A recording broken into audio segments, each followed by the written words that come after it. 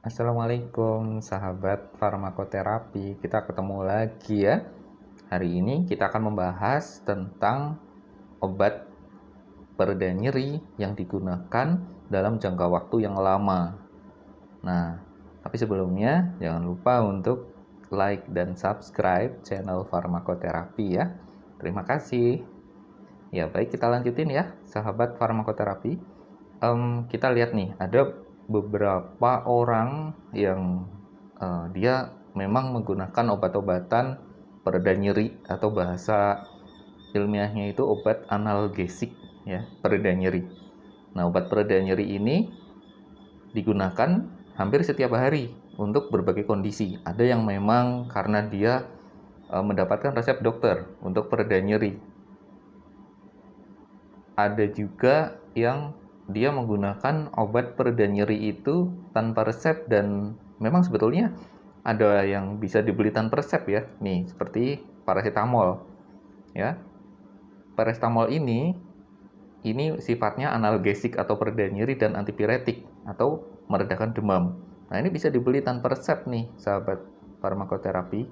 Nah, karena lingkaran di sini hijau, jadi bisa dibeli di manapun tanpa resep. Nah, orang-orang ada beberapa yang menggunakan paracetamol, ada yang hampir setiap hari. Saya pernah ketemu juga dengan orang-orang seperti itu. Dan ketika ditanya kenapa seperti itu, dia bilang karena badannya pegel-pegel semua. Nah, dia menggunakan paracetamol hampir setiap hari. Nah, kasus lainnya nggak cuma paracetamol, ada juga yang menggunakan natrium diklofenak ya, kayak gini. Ini juga pereda nyeri atau analgesik ya, analgesik. Tapi dia nggak punya sifat antipiretik ya, dia cuma analgesik aja, diklofenak ya.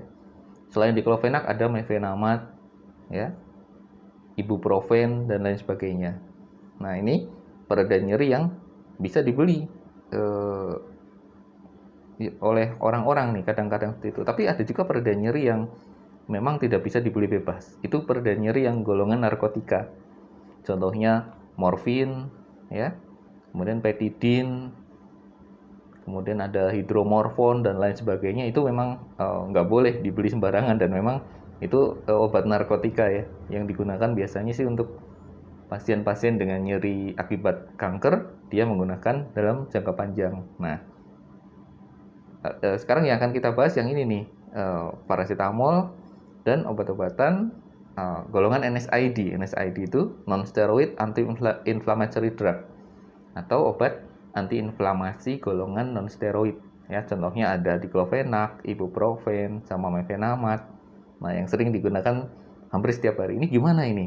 Nah, ternyata ya sobat farmakoterapi, menggunakan obat-obatan analgesik setiap hari atau hampir setiap hari, ini ada efek sampingnya ya.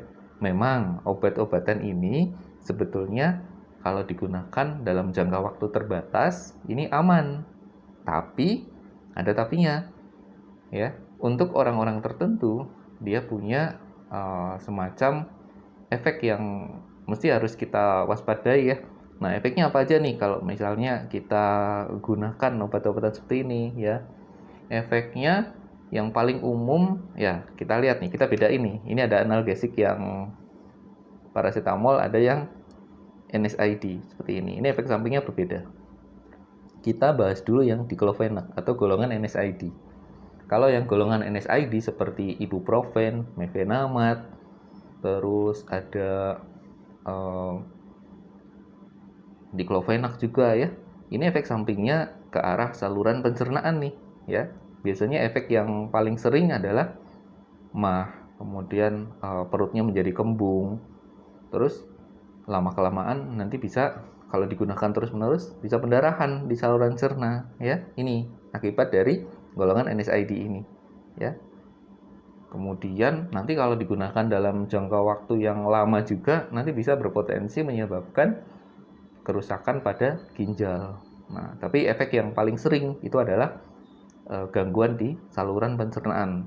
Ya, kemudian juga ini obat-obatan NSAID juga punya sifat sebagai pengencer darah. Jadi nanti bisa saja terjadi gangguan pembekuan darah nih ya untuk golongan NSAID ini. Nanti darahnya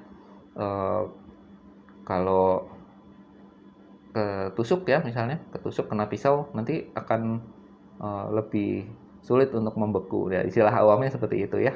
Nah, ini perlu waspada nih. Kita jangan sampai menggunakan hampir setiap hari ya. Ini yang ini.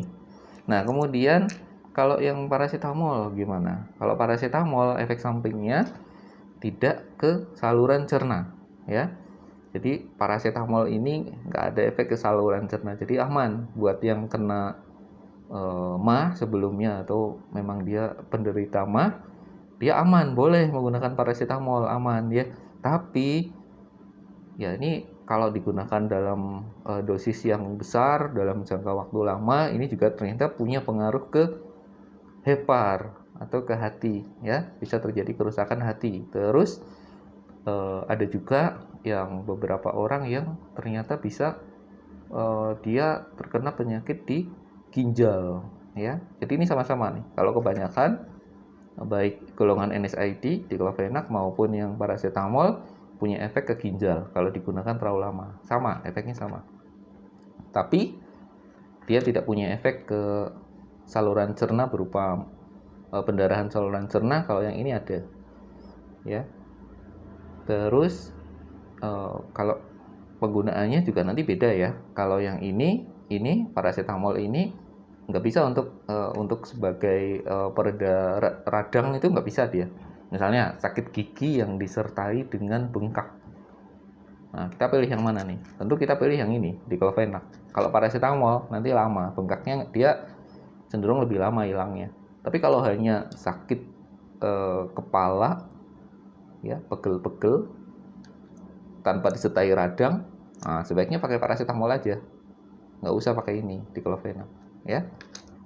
Jadi penggunaannya memang berbeda. Nah, untuk penggunaan obat seperti ini memang sebaiknya disarankan sahabat farmakoterapi bisa periksa dulu nih ke dokter ya, sehingga nanti dapat terapinya dengan lebih tepat lagi ya.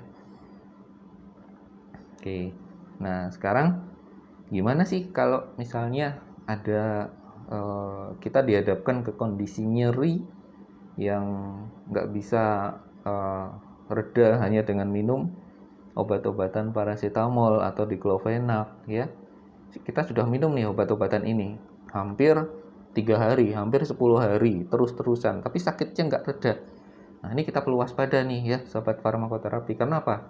Karena nyeri itu adalah merupakan pertanda dari adanya ketidakberesan di dalam tubuh, sehingga itu adalah merupakan suatu alarm ya, pertanda. Nah, sehingga ini harus diperiksakan ya. Nanti kita bisa lihat nih akar masalahnya apa, sehingga nanti penyebab nyerinya akan tertangani dengan baik ya.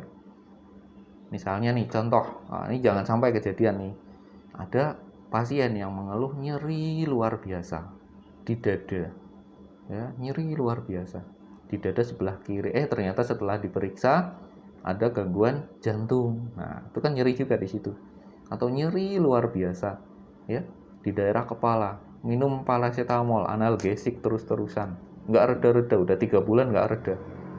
Akhirnya dia ke dokter periksa dan ternyata didapatkan ada tumor, ada massa di dalam kepala, di otak. Ya, ini kan kalau ditangani dengan lebih baik ya, ini akan lebih tepat nanti obatnya ya. Jadi itu ya sahabat farmakoterapi, waspada kalau menggunakan obat-obatan pereda nyeri dalam waktu yang lama ya.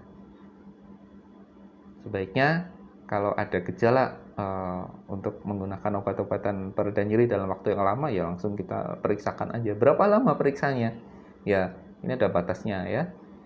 Biasanya sih kalau menggunakan obat pereda nyeri dalam waktu 10 hari berturut-turut nggak sembuh nih, ini berarti ada yang nggak beres nih di dalam tubuh kita. Nah, ini harus periksa ya. Oke, mungkin itu aja sahabat farmakoterapi. Semoga info yang saya sampaikan bermanfaat ya. Terima kasih atas perhatiannya.